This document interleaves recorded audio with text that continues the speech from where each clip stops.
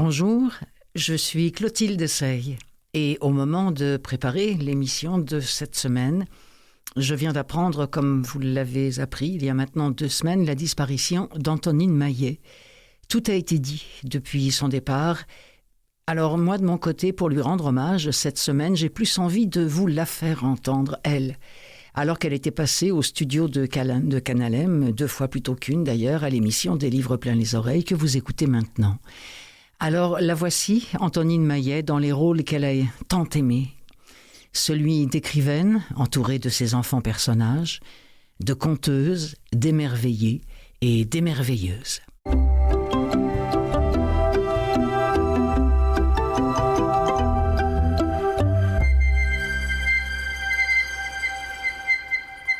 Des livres plein les oreilles. Oui. Et j'adore ça parce que moi, il faut que vous sachiez que je viens à l'écriture par l'oralité.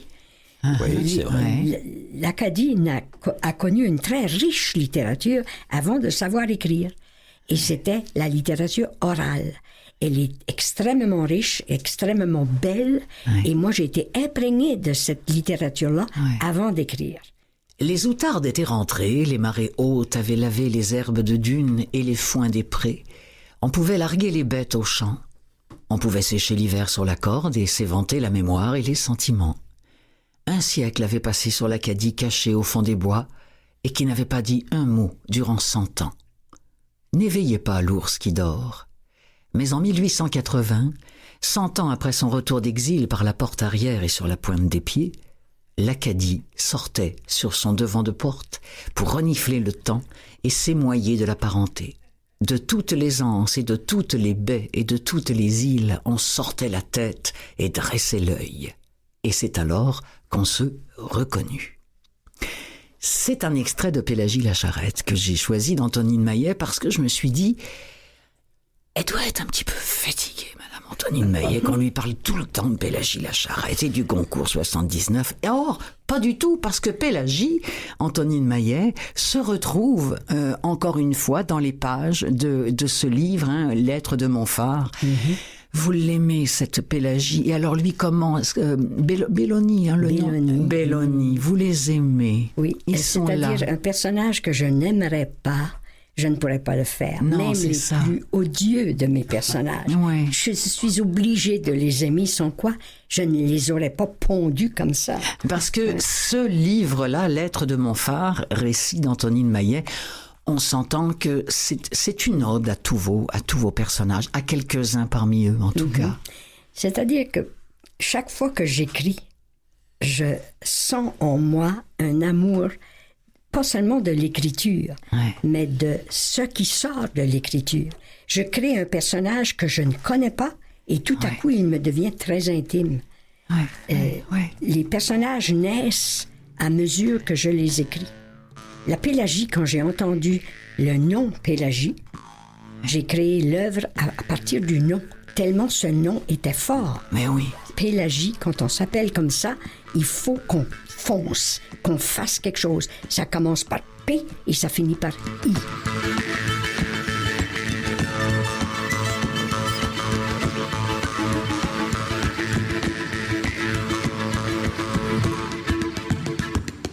Chaque épopée grave dans la mémoire de l'humanité en marche les noms de ses héros. Par définition, un récit épique raconte l'instant qui précède la naissance d'un peuple. Les exploits de Gilgamesh, d'Achille et Ulysse, des Nibelungen, de Tullus et Romulus, de Roland et Charlemagne, tous ces héros, réels ou fictifs, ont participé à l'évolution du monde.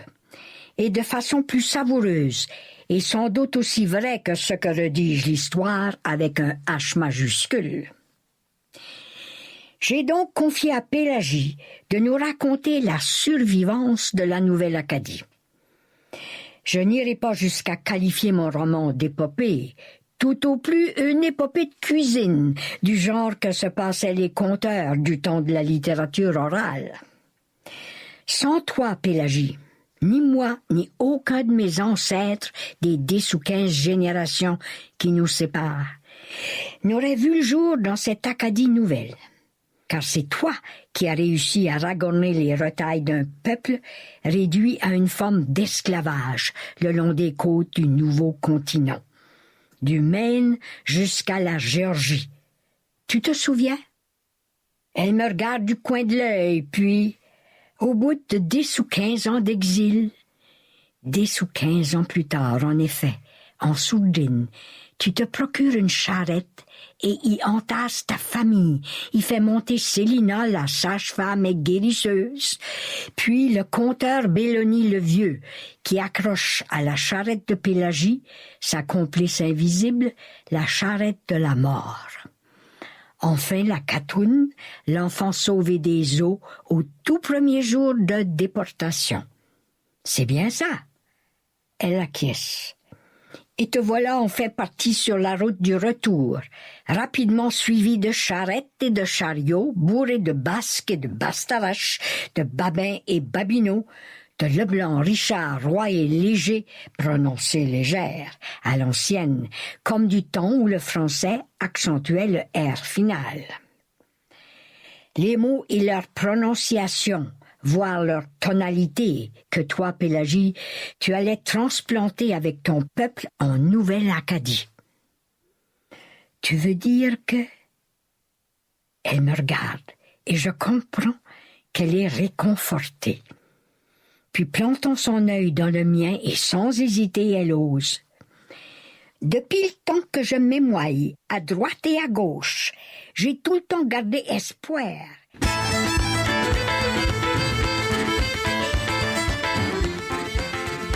Pourtant, j'en demandions pas tant. J'avais même pas demandé à venir au monde. Personne t'a quoi, puis je demandons pas à mourir non plus. Ça fait qu'elle a nous bailler une autre vie de l'autre bord qui ressemblera à celle-ci. Ah, celle-là, je ne pouvais pas la refuser. Je ne pouvais pas nous en clairer. Gabi, lui, il dit qu'on peut tout le temps s'en aller jeter en bas du chai quand on en a eu assez de ce charome de vie. Ben, y aura-t-il un chai de l'autre bord? Ah, je croyais que je finirais par aller voir le docteur. Tout ce que je demande, c'est d'avoir la paix là-bas. Puis ça, je ferai plus de mal, ça c'est garanti. Oh, d'abord, il vient un temps, il sait qu'une personne n'a plus le goût ni la joie ni Gwen de mal faire. Puis si voulons que j'allons à la messe, puis au sacrement j'y seront, même au vêpres, durant toute leur éternité qui durera éternellement. Je ferai tout ce qu'ils me diront. Je résisterai au superbe, j'aurai un extrême regret de vous avoir offensé, puis que ça s'est fini, plus d'hiver fret, plus de faillots, plus de douleur dans les boyaux, que ça s'est fini. Bien sûr, s'il y a de quoi de plus, je ne ferai pas les difficiles. J'avais jamais été accoutumé aux fantaisies. Je demande pas des châteaux, des Californies, ni des fleurs en plastique. Ben, si les anges pouvions nous servir du fricot petit noir, puis de la tarte au coconut faite au magasin, puis si Dieu le Père en personne pouvait s'en venir caler la danse du samedi soir, oh, ça serait point de refus. Pour un paradis comme ça, je ne finirais pas devant la mort. J'aurais un peu peur.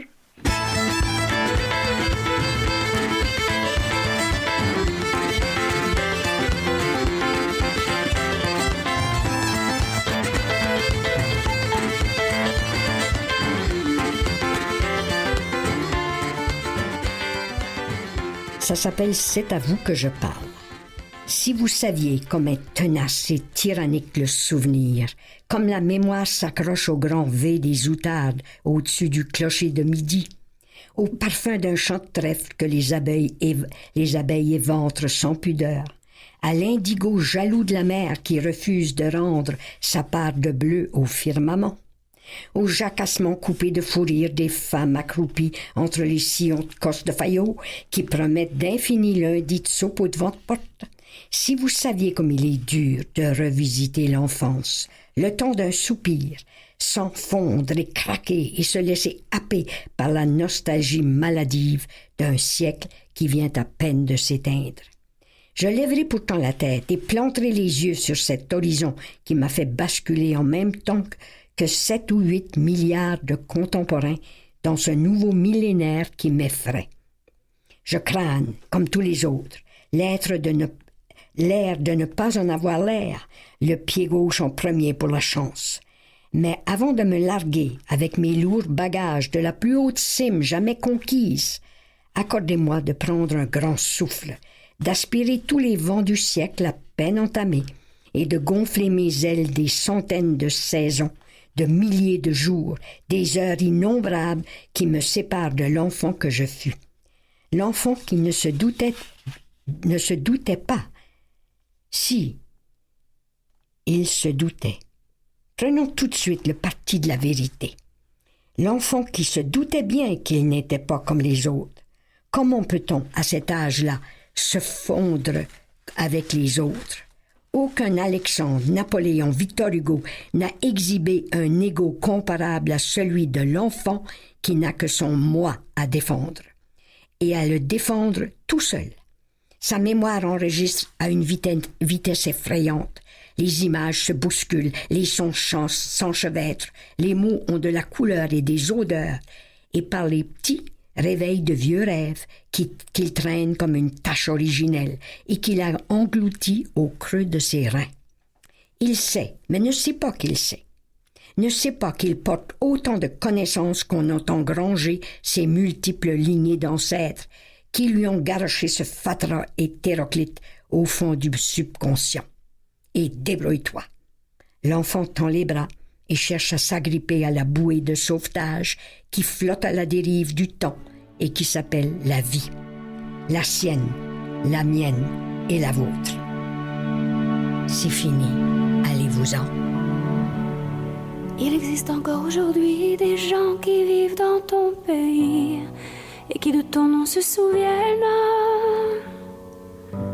Car l'océan parle de toi, les vents du sud portent ta voix, de la forêt jusqu'à la plaine.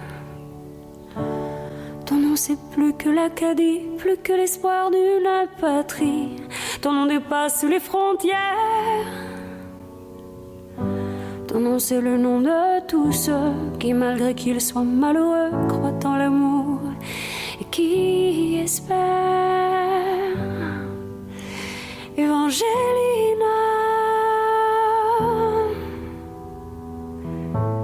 Evangelina, Evangelina.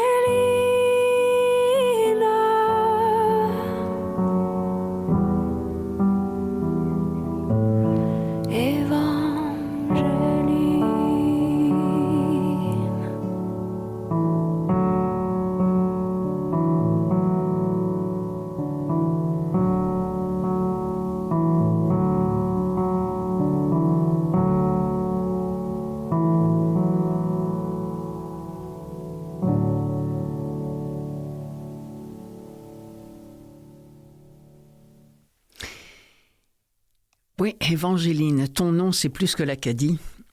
Évangéline n'avait rien à voir, évidemment, avec Antonine Maillet, mais quand je pense à cette phrase-là, ton nom c'est plus que l'Acadie, moi je pense toujours à Antonine Maillet, avant même à Évangéline. C'est pourquoi j'ai choisi de terminer ce segment consacré à un hommage à Antonine Maillet dans le cadre de l'émission des livres plein les oreilles que vous écoutez par la fin de cette chanson. Évangéline, cet hymne à l'Acadie, interprété là par Marie-Jo Thériault. On a aussi entendu un extrait lu par Antonine Maillet, un extrait de Mon Testament, une évocation d'un dialogue avec sa chère Pélagie Lacharette. Nous avons aussi entendu un extrait de La Mort tiré des monologues de la Sagouine, bien sûr lu par Viola Légère, et en hommage à l'Acadie qu'elles ont toutes les deux tant aimé. Et puis, je vous le disais, la toute fin d'Évangéline interprétée par Marie-Jo Thériault.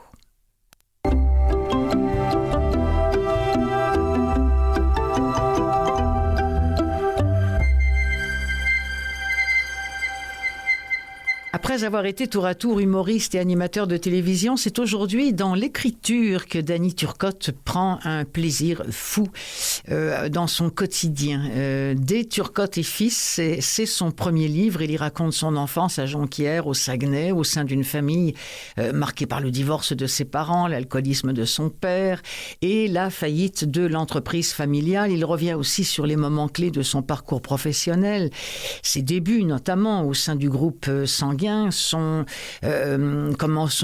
duo l'évêque Turcotte, en passant par son rôle de fou du roi à l'émission Tout le monde en parle jusqu'en 2021, pendant 17 ans quand même il a fait ça, et celui d'animateur dans l'émission La Petite Séduction. Et puis il va revenir sur des événements tragiques aussi, notamment le décès de son conjoint, à l'époque pas le décès, en fait l'accident de son conjoint qui l'a laissé tétraplégique, ou encore le décès de son frère d'âme qui était Dominique Lévesque. Juste avant qu'on entende Danny Turcotte dans un extrait de son livre, voici un petit montage d'une entrevue que Danny Turcotte a donnée à l'émission saguenéenne C'est jamais pareil.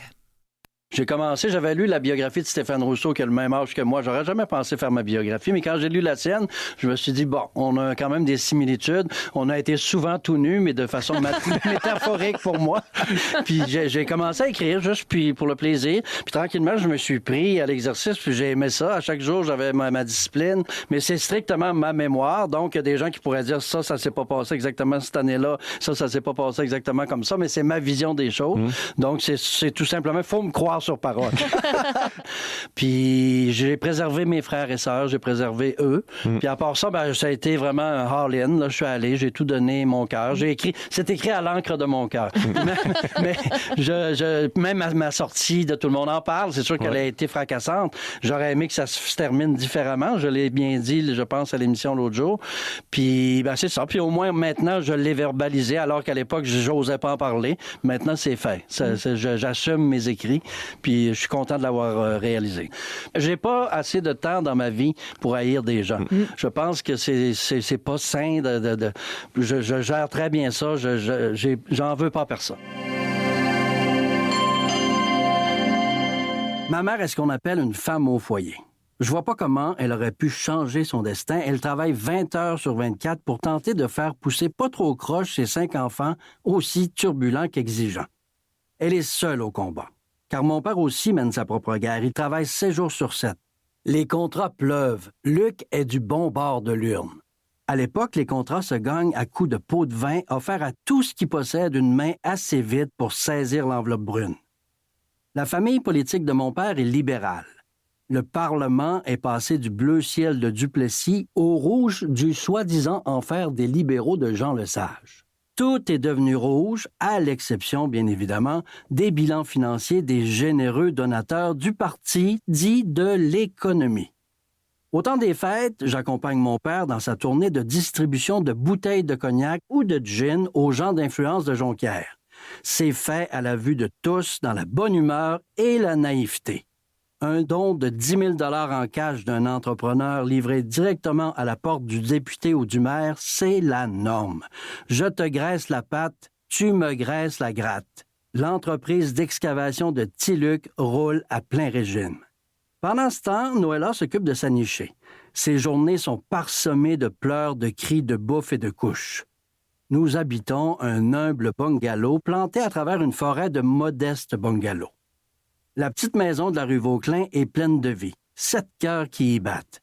Comme il n'y a pas assez de chambres pour tous, je suis celui qui navigue de lit en lit, soir après soir, au gré des affinités de la journée. Un soir, c'est celui de ma sœur, un autre celui de mon frère, de temps à autre celui de ma mère, quand Luc est trop occupé pour rentrer dormir. Une généreuse boule d'amour que l'on se partage comme on se passe un chandail de laine. À la fin de chaque journée, on attend tous et toutes le retour du père. Les 6 paires d'yeux sont rivés sur la rue, remplis d'espoir de voir apparaître le petit camion vert forêt aux portières lettrées de jaune aux couleurs de sa compagnie. Non seulement il n'arrive jamais à la même heure, mais en plus jamais dans le même état. Il fait régulièrement des détours par différents stades d'ébriété. À l'époque, l'alcool est dans l'ADN des gens. On boit, on fume, on mange mal, on n'exprime pas ses émotions et en bonus, on aime mal, mais maudit qu'on se croit heureux. Boire au petit matin c'est courant, les biscuits soda faisant parfois office d'éponge pour absorber l'alcool. La commission des liqueurs, qui n'a pas encore inventé les pastilles de goût, fait des affaires d'or. Son meilleur vendeur, le gin de Kuiper, dans sa célèbre bouteille verte qu'on pourrait prendre pour un rince-bouche. Ça donne d'ailleurs une haleine mémorable et c'est souvent celle de Tiluc. Dans ces années, le gin de Kuiper est le préféré des chasseurs et des pêcheurs et plusieurs d'entre eux laissent leurs bouteilles un peu partout dans le bois. On raconte que le soleil pouvait se faufiler jusqu'à un tesson de verre qui, créant un effet de loupe, aurait provoqué des incendies de forêt. Légende saguenéenne ou réalité? Moi, j'y crois. L'agenda social de mon père est surchargé. Il se doit de bien déshydrater sa clientèle à grands coups de petites bières et de petits gins. C'est une vedette locale. Il est généreux et sollicité. Chaque matin, une file d'hommes dans le besoin l'attend au bureau de poste. Il distribue des 20 piastres au rythme saccadé d'un guichet automatique. Parfois, j'ai la chance de l'accompagner et parfois la malchance, comme cette journée où il me demande de l'attendre dans le pick-up vert le temps d'une course rapide à l'hôtel Le Marquis. Il revient de sa course rapide, 3 ou 4 heures plus tard, plus du tout en état de courir. Pour survivre à ces heures d'attente et d'abandon, j'ai littéralement mordu tout l'intérieur du camion. On voit mes traces dedans partout. La furieuse envie de laisser l'empreinte de mon ennui, j'imagine. Il me réprimande et me ramène à la maison complètement paf au volant de son troc transpercé de mes petites dents. Luc est un très généreux papa. Il revient régulièrement à la maison avec des cadeaux pas toujours appréciés par maman. Un jour, il fait livrer un plein camion de 10 roues de sable dans la cour, histoire que ses petits gars puissent jouer. C'est d'ailleurs à ce moment que ma mère serait sortie sur la galerie et aurait inventé l'expression en criant au conducteur du camion « N'en jetez plus, la cour est pleine ».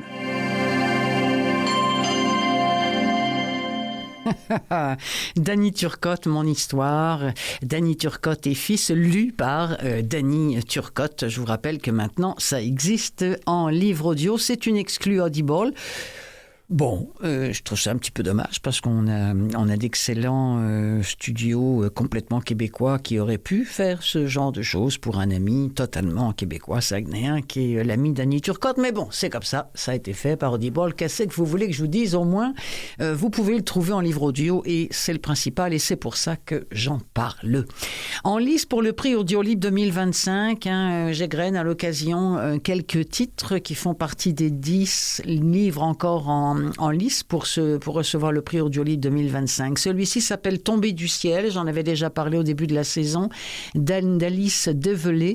L'histoire d'une gamine de 14 ans, son histoire. Quand elle est internée dans un hôpital et qu'elle découvre un autre langage, un autre monde, on se demande comment on tombe malade à cet âge-là. Qu'est-ce qui peut bien conduire un enfant à cesser de s'alimenter, notamment?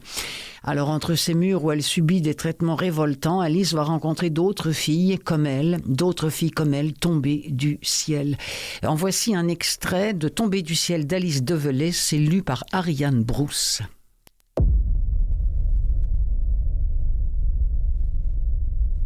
Quand le matin revient, je me réveille dans une chambre citronnée. J'ai l'impression de mariner comme un sachet de thé dans sa chapelle d'eau. Tout est si chaud. J'aimerais rester là, inerte, à infuser dans les effluves du soleil. Mais il ne faut pas. Je me lève et resserre le cordon de mon pantalon qui a glissé dans mon sommeil. Je m'époussette les cheveux, défais leur paquet de nœuds et pose le front contre la vitre qui ne s'ouvre que de 3 doigts. Une fine buée s'étire contre ma peau. C'est l'hiver. De l'autre côté de la terrasse grillagée, j'aperçois les feuilles de quelques arbres qui menacent de tomber. Parfois je rêve d'être comme elle. Quel bonheur ce serait là, disparaître. C'est bientôt l'heure. Je renifle une odeur âcre de petit déjeuner. Je vois déjà les cruches sur la table, le pain au goût de suur, le beurre qui suinte comme du pu sur les tartines, les couteaux au bout rond, les madeleines oranges dans leur plastique blanc. Je sens le relent du café moite collé au bol froid. Mes dents grincent sous ma langue. Je sais que je ne toucherai à rien. Des nuages cotonneux se sont détachés ici et là au milieu des pavillons blancs. Il faut y aller, sinon ils vont venir me chercher. Et ça ne se termine jamais bien quand ils le font. Mais je ne bouge pas. Je suis épuisée. Je reste là, à regarder un pigeon volter au milieu des herbes. On ne soupçonne pas la vie à hauteur de fenêtre. Tout ce qu'on y voit, tout ce qui s'y fait, toutes ces histoires jamais racontées, comme la mienne. Qui imaginerait qu'une fillette dort ici, derrière cette barricade de clés? Si l'on est amené à passer devant, on se dit qu'il s'agit d'un service comme un autre, puisqu'on est dans un hôpital et qu'on y soigne des patients. Mais celui-ci ne devrait pas exister. Plus qu'un endroit, il vaudrait peut-être mieux parler d'une machine à broyer les enfants. De 12 à 16 ans, tous ceux qui y passent en ressortent cassés. Moi, je refuse de devenir l'un d'entre eux. Ils m'ont dit que ça ne servait à rien de résister. Je ne sortirai pas, je le sais. Tu es un cas désespéré, m'a lancé une infirmière. C'est vrai. Demain, je leur donnerai raison. Je me suiciderai. Ce sera mon cadeau de Noël. Mais avant d'en arriver là, je vais tout raconter. Sous le matelas, j'ai caché un cahier. Mon journal. Celui que vous lisez. Il faudra écrire vite, parce qu'il ne me reste qu'1 jour. Et avec tous ces médicaments qui me laminent la tête, je n'ai plus qu'un crâne mou. C'est un délai ridicule et impossible pour espérer tout dire. Mais je ne renoncerai pas. Je suis en guerre. J'écrirai comme on tue. Ce sera vif et bref. Si l'on m'y prend dans cette chambre grillagée, l'écriture me vaudra la mort ou pire. Autant choisir quand elle arrivera. Je vais mourir dans une cellule d'unité psychiatrique et il faut qu'on comprenne pourquoi. Véritable coup de poing que ce livre-ci dont je viens de vous faire entendre un extrait. Ça s'appelle « Tombé du ciel » d'Alice Develay. Ça se retrouve en lice pour les prix Audiolib 2025. Alors oui, elle va finalement écrire cette histoire avec une écriture sans artifice, vraie, crue, lucide, une écriture profonde. D'ailleurs, elle dit en parlant de l'écriture que ceux qui pensent que l'écriture n'est pas dégueulasse ne savent pas écrire. Elle dit ceux qui disent le contraire écrivent avec du savon. On ne maîtrise rien, on ne sait pas comment les mots sortent. C'est un cri, un vol, un rapt. Toute écriture est une blessure. Soit on la cicatrise, soit on la creuse. Toute écriture est une lutte contre la mort. C'est un livre important à lire qui reflète la réalité de quelques enfants d'hier et d'aujourd'hui. Vous écoutez Des livres plein les oreilles avec Clotilde Sey. Ne nous lâchez pas.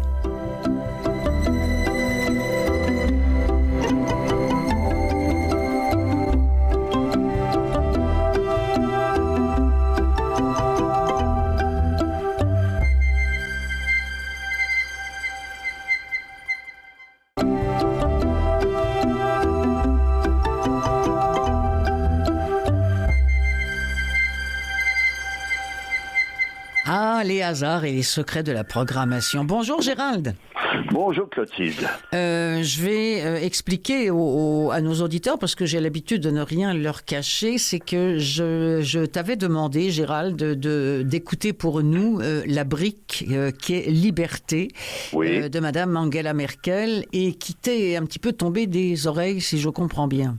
En fait, j'ai continué de l'écouter, mais je me donne 10 ans, on pourra venir à bout. Ah oui, hein, à ce point-là, parce que c'est assez aride, hein, je pense. Oui, la partie où j'étais rendu était un peu aride. On parle de l'année 1990, il y a beaucoup de bouleversements en Allemagne, oui. Et là, je m'y suis perdu. Mais J'imagine que quand elle deviendra chancelière, là, ça va devenir plus intéressant. Ah, d'accord. Bon, en tout cas, alors, on a changé notre fusil d'épaule, voilà. Et tu m'as proposé ce livre dont j'ai parlé d'ailleurs il y a seulement quelques semaines en disant qu'il m'apparaissait tellement beau.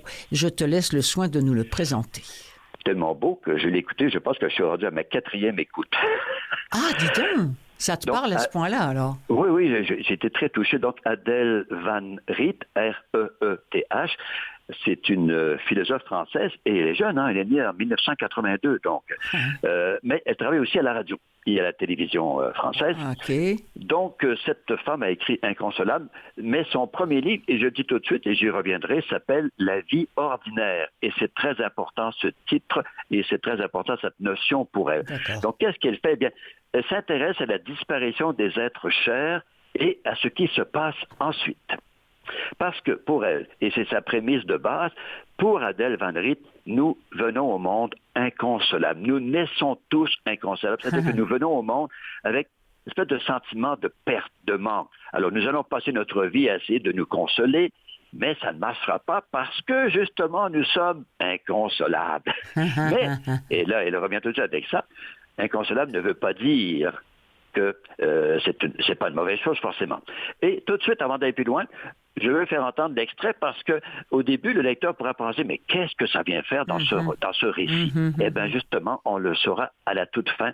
Et je vous dirai pourquoi aussi ce livre, parce qu'il n'y a pas que cet extrait, il y aura aussi le fait, il faut parler de son père, évidemment. Oui, ben c'est ça, exactement.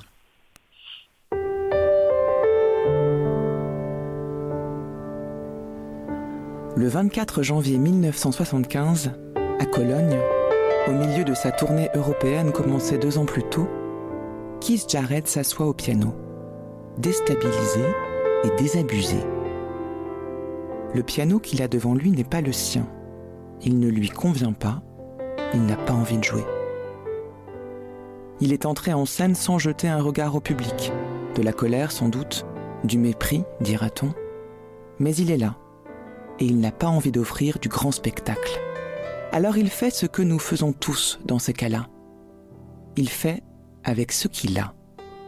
Il se raccroche à ce qu'il y a devant lui, à ce piano qu'il n'aime pas, et à l'écho de la sonnerie qui a annoncé le début du concert dans le hall quelques minutes plus tôt. La sonnerie qui indique aux spectateurs qu'il est temps de gagner la salle et de s'installer à leur place. Une sonnerie en 4 notes. Sol, Ré, Do, La. 4 notes qui sont un simple signal et qu'il transforme immédiatement en musique à peine assis au piano. Sol, Ré, Do, La. 4 notes.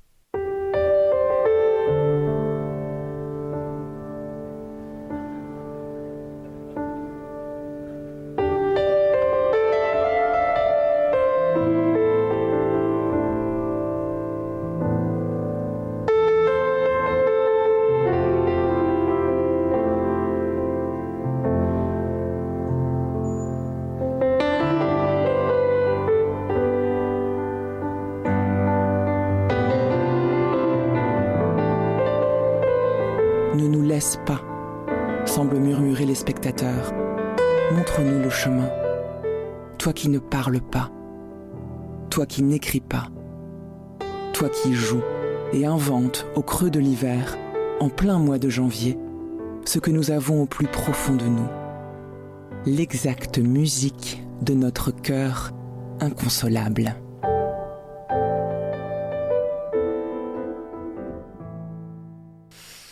Ouais. Notez les derniers mots, l'exacte mesure de notre cœur inconsolable.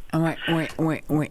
Et je signale encore une fois que Mme Van Riet est née en 82 et que Keith Jarrett, on parle de ce concert donné en 1975.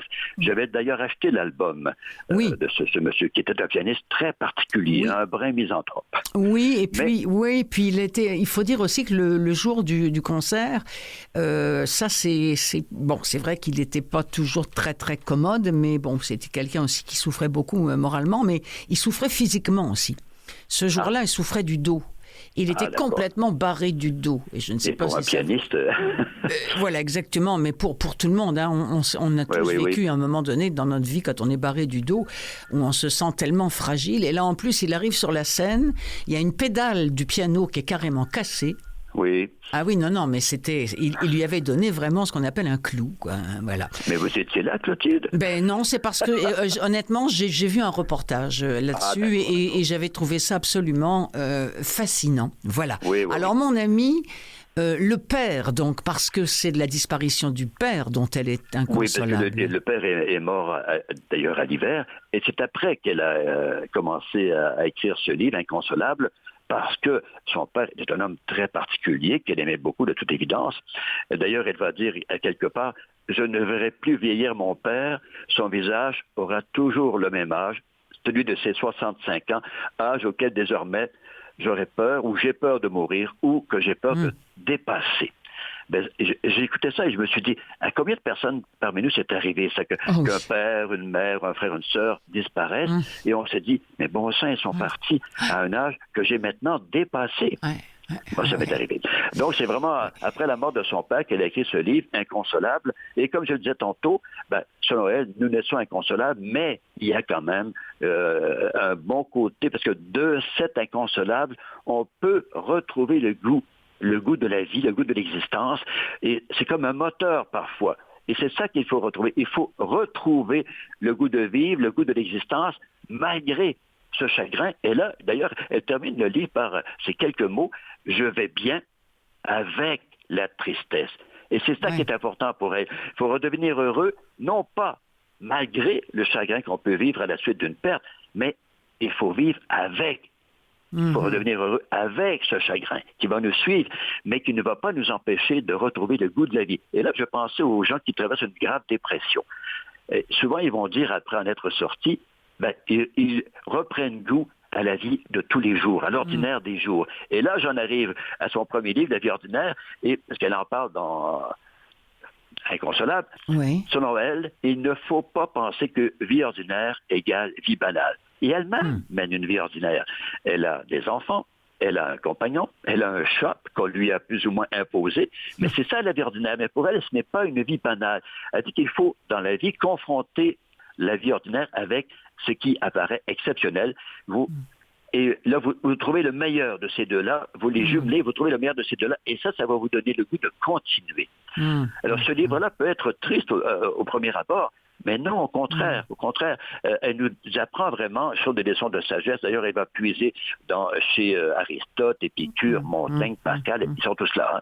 Mais en même temps, pour elle, c'est important de dire que les livres, la littérature, la philosophie ne sont pas une consolation en soi. Mais pourtant, c'est une écrivaine qui parle. Elle écrit encore, elle lit encore. La preuve, on a le livre sous les yeux. Donc, elle va écrire, elle va lire. Mais ce n'est pas une consolation au sens philosophique du terme. Donc, ça aide. C'est un accompagnement. Alors, et on n'est pas là dans un livre de croissance personnelle. Là. Absolument pas. Non, parce que j'insiste un peu, parce que quand on vous entend, on pourrait penser, ok, alors donc comment on vit après un deuil, mais par contre, oui, c'est vrai que ça peut aider beaucoup de monde. Il n'y a pas d'étape à franchir là-dedans, pas du tout. Et il y a même des images très touchantes. Il y en a une que j'ai encore en tête. Au début, pas au début, mais son père a été hospitalisé à un moment donné dans le nord de la France, très loin de Paris. Et c'est l'hiver. Elle va le voir, et à un moment donné, elle sort de sa chambre où il est alité. Elle se retrouve dehors, et là, il neige. Et là, elle va dire, la neige, bien sûr, lui tombe dans le visage. Et là, elle ajoute, on pourra croire que je ne pleure pas. Je trouve que c'est une très belle image. Oui, c'est vrai. Ça dit tout en quelques mots. Donc, c'est ça. Elle aimerait garder son père, mais son propre père, lui, s'en fiche un peu. Lui n'en fait pas un drame, alors qu'elle, oui, elle en fait un drame. C'est comme si son père l'aidait à accepter, finalement. Très belle relation avec ces deux-là. Donc, c'est ça, c'est un livre qui peut surprendre le lecteur, parce qu'on n'est pas obligé de se faire dire que la tristesse, on peut vivre avec, et même, elle va plus loin, elle va dire que la tristesse n'est pas un obstacle à la joie, au bonheur. Non, pas du tout. La tristesse peut même redonner à la vie une saveur plus intense. Mais quoi de plus encourageant que ça? Quoi de plus réconfortant quand vous traversez un moment difficile? Et Dieu sait qu'on peut en traverser. Qui disait que le bonheur n'existerait pas sans le chagrin, quoi. De toute façon, voilà. C'est exactement ça. C'est exactement ça. Donc, elle développe cette thèse, et à la fin, on se dit, écoute, ça se tient, tout ça. Ça se tient très bien. Oui. Un texte percutant, j'avais lu une critique, est sensible sur le deuil, pétri d'émotions et de retenue.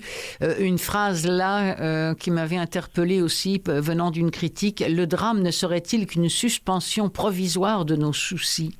Voilà. C'est intéressant aussi, ça. C'est-à-dire que tout d'un coup, on focalise complètement tout sur le drame en question, mais le reste a tendance à disparaître un peu, la vie ordinaire.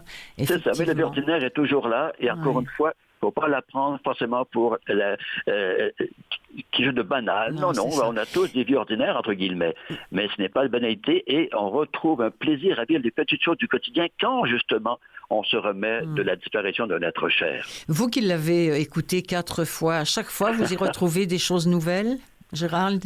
Oui, comme quelques images, comme celle de la neige. Au début, ça m'était passé inaperçu, mais là, j'ai dit, c'est vrai, c'est beau, c'est touchant. Et c'est tout simple à la fois. Ce texte-là, c'est une philosophe, mais c'est jamais jargonneux, pas du tout.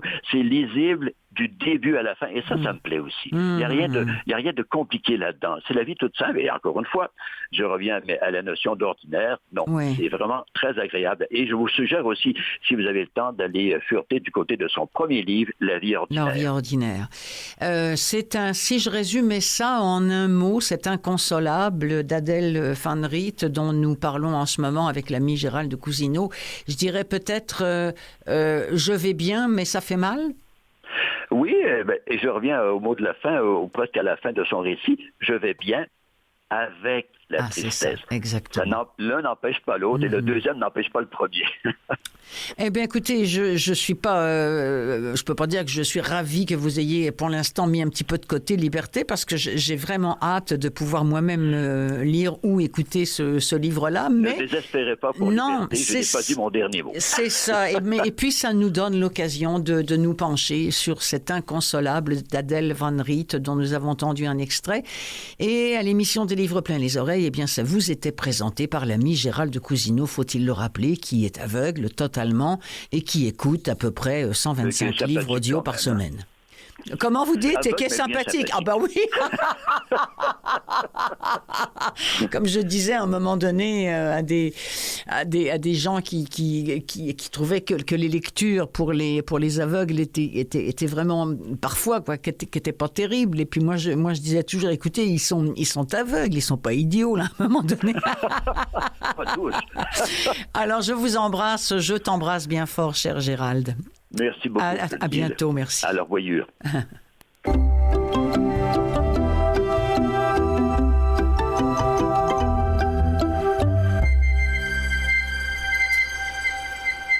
Des nouveautés maintenant pour conclure cette émission-là. Remarquez, Inconsolable, c'est une nouveauté aussi puisque c'est paru en audio en juillet 2024. Alors écoutez, un livre que j'ai hâte de découvrir avec vous, mais j'ai hâte aussi d'en savoir un peu plus. Pourquoi? Parce que ça s'appelle Les Bouchères et que je suis petite fille, arrière-petite-fille de boucher. En tout cas, bon. Alors pourquoi je vous raconte ça? Parce que finalement, je n'avais rien à faire et c'est bien correct. Mais c'est parce qu'en plus, ça se passe à Rouen, qui est ma ville natale, dans un quartier bourgeois où j'ai grandi, où il est impossible de manquer la devanture rose des Bouchères. Non, quand même, papa n'avait pas une devanture de boucherie rose, mais dans ce livre-là, la bouchère principale, c'est la fille du boucher. Et avec deux amis, elles vont créer une boucherie à leur manière, une vraie boucherie où on débite la viande, etc. Et derrière le bio, elles arborent fièrement des ongles faits, pailletés. Elles sont toutes musclées, mais en même temps toutes fines, très belles, etc. Leur secret, ce qui les lie entre elles, c'est pas la viande. C'est une enfance estropiée, une adolescence rageuse et un secret. Mettons que ça me parle aussi un petit peu. Alors, j'avais envie qu'on écoute ensemble un extrait de ce roman féministe, explosif et jubilatoire, nous dit une critique, où chaque page se dévore jusqu'au rebondissement final. Une lectrice nous dit « Ne faut pas lire Les Bouchères comme on lirait un polar, même s'il y a une enquête, des flics, un journaliste, etc. Non, il faut faire comme si on lisait une fable féministe qui s'appuie sur une réalité qui, elle, est tristement réaliste. Les violences faites aux femmes et la culture du viol. » Le cœur du roman, ce qui fait que le récit fonctionne, c'est la force du trio des Bouchères. Leurs personnages sont tous bien caractérisés, au-delà des clichés qu'ils pourraient représenter. Alors il faut imaginer que ça ressemble à une joaillerie. C'est une boucherie qui ressemble à un très très joli magasin. Tout y est très propre, novateur, quasiment poétique, nous dit une autre critique, avec un petit bio central. Imaginez, là, les gens, elle travaille sur le bio central et tous les gens passent autour d'elle. Enfin bon, c'est très fleuri, c'est très féminin. Et c'est aussi rempli de quelque chose de très glauque. Extrait de Les Bouchères, écrit par Sophie Demange, c'est lu par Rachel Arditi.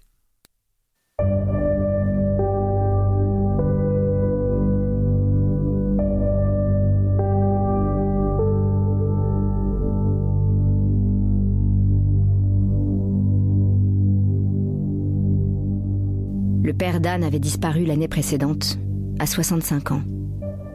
Tout le monde pensait que le fils reprendrait l'affaire florissante.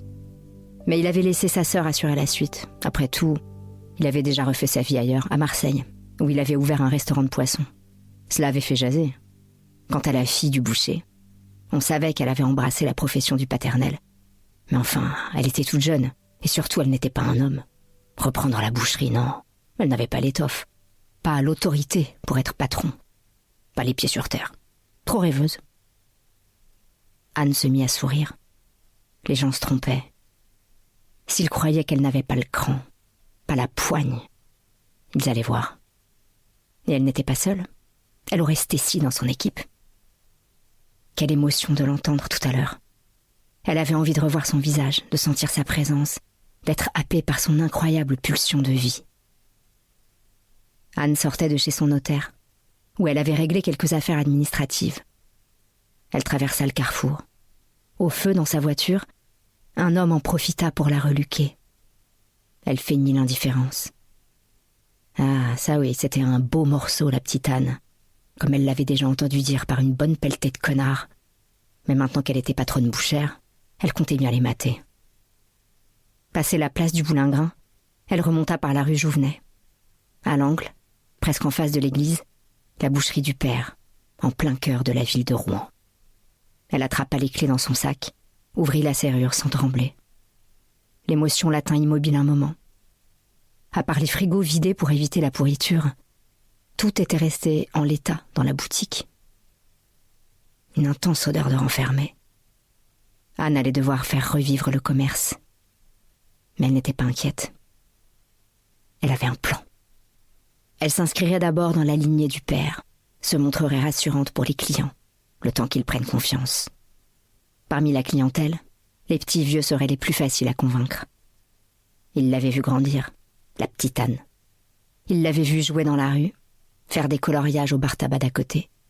Il lui avait passé la main dans les cheveux en la félicitant d'être aussi sage. Il l'avait également entendue se faire engueuler par le père lorsqu'elle venait chipper des morceaux de jambon. Quand elle avait commencé à travailler au magasin, il s'était ému qu'elle rende maladroitement la monnaie. Certains avaient rougi de la trouver si changée à l'adolescence, avant de féliciter poliment le père. Quelle jolie jeune fille elle devient, la petite Anne. Tandis que d'autres avaient allègrement plongé le regard dans le décolleté de ses seins puissants. Oui, un beau morceau, la petite Anne. Et puis il y avait la clientèle plus aisée, les bourgeois, qui avaient progressivement racheté les maisons des petits vieux. Ceux-là cuisinaient moins, demandaient moins de conseils au père sur les cuissons et les recettes, se contentant de prendre de beaux morceaux pour impressionner le monde. Lorsqu'ils étaient en couple, ils avaient en général 3 ou 4 enfants, allaient à la messe le dimanche, et les traditions dictaient encore leur assiette. Pas de viande le vendredi, l'agneau pour Pâques, le boudin et la volaille pour Noël. Les hommes travaillaient souvent à Paris, parfois ne rentraient que le week-end à Rouen. Leurs femmes se rendaient à la boucherie avec des poussettes énormes. Certaines avaient l'air agacées, voire épuisées. En matière de nourriture, elles voulaient vraiment bien faire. Que leurs petits mangent de la viande blanche en quantité et un peu de viande rouge, impressionner leur mari à son retour à la maison, de quoi rivaliser avec la belle-mère, de quoi tenter de les garder un peu plus longtemps auprès d'elle. Ces clientes-là, Anne allait devoir les amadouer, elle le savait. Dire un mot gentil à propos des enfants, leur offrir un morceau de saucisson pour les faire patienter, donner des conseils pragmatiques, des recettes simples et efficaces, porter un tablier de couleur sombre sur lequel les taches de sang ne ressortiraient pas.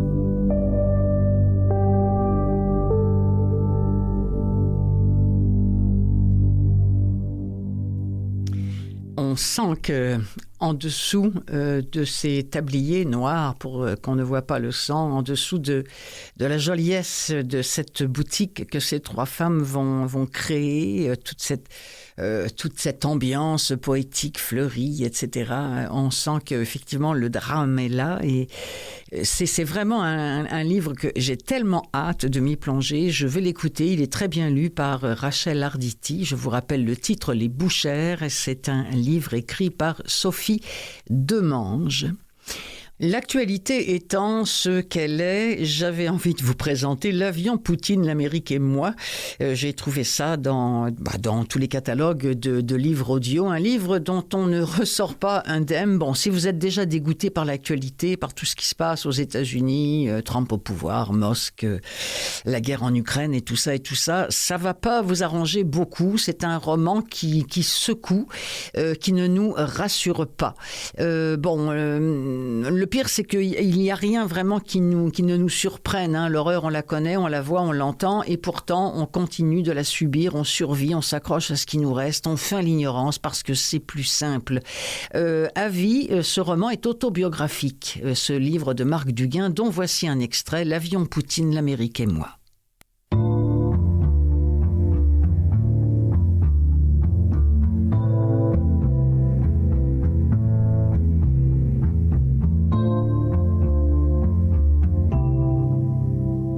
Les Américains ne regardent que le résultat. Et des résultats, ils ont fini par en avoir, en particulier dans le financement aéronautique, domaine dans lequel je me suis retrouvé. Le marché était en pleine expansion, tout en connaissant des crises régulières. Mais il n'était pas encore confronté à la folie qu'il allait vivre quelques années plus tard avec l'apparition du low cost. Une ère de démocratisation sans précédent propulsait dans le ciel des millions de passagers lancés à la découverte légitime d'un monde qu'ils allaient passablement saccager, le nombre étant pour la nature l'ennemi du bien. En attendant, la lutte entre Boeing et Airbus faisait rage, et les conditions financières comptaient autant que le prix des avions. La corruption s'ajoutait dans certaines transactions pour faire la différence, une pratique qui prenait une forme variable selon les pays. Après 2 ans passés dans cet univers très particulier, on m'a proposé de continuer à exercer dans ce domaine, mais depuis New York cette fois. Je l'ai vécu comme une consécration, ouvrant la porte sur un monde fantasmé. Mon grand-père paternel avait servi dans la marine américaine pendant le dernier conflit mondial, et il en était revenu avec la médaille du courage de la ville de New York pour avoir sauvé une dizaine de marins américains lorsque, en sortie de port, son navire en avait éperonné un autre. Mon autre grand-père et mon père avaient été gaullistes et m'avaient transmis leur méfiance pour cet Eldorado où la réalité pouvait se montrer bien différente de l'image projetée. Mais malgré cela, les États-Unis exerçaient sur les gens comme moi un pouvoir d'attraction irrésistible. L'autre partie de ma famille avait été communiste jusqu'à la répression russe du soulèvement hongrois en 1956, et le sentiment diffus de traîtrise qui aurait pu m'habiter n'a pas résisté à l'enthousiasme du grand saut dans cette civilisation qui dominait le monde. L'Amérique ne serait pas parvenue à attirer et à fédérer autant d'individus de différentes origines et de différentes cultures si elle ne l'avait pas fait autour d'une seule valeur, exclusive, incontestable et facile à comprendre, l'argent. Pour quelqu'un qui avait baigné autant dans le gaullisme que dans le communisme, aussi pénétré d'esprit critique que je pensais l'être, ce choix de quitter la France, même pour quelques années, n'avait rien d'évident. Il m'a fallu mettre de l'ordre dans mes idées. Je l'ai fait en me persuadant que j'étais là pour convaincre ma mère dans sa tombe que celui qu'elle avait longtemps considéré comme un artiste bon à pas grand-chose pouvait réussir selon ses propres critères. Ensuite, je voyais l'opportunité de gagner de l'argent comme un moyen d'acquérir mon indépendance un jour et de ne plus avoir à servir quiconque, parce que j'avais trop aimé mon père pour tolérer qu'un autre que lui me donne des ordres. Je m'étais fixé l'objectif d'y parvenir à 40 ans. Pour quelle nouvelle vie? Je n'en avais pas la moindre idée.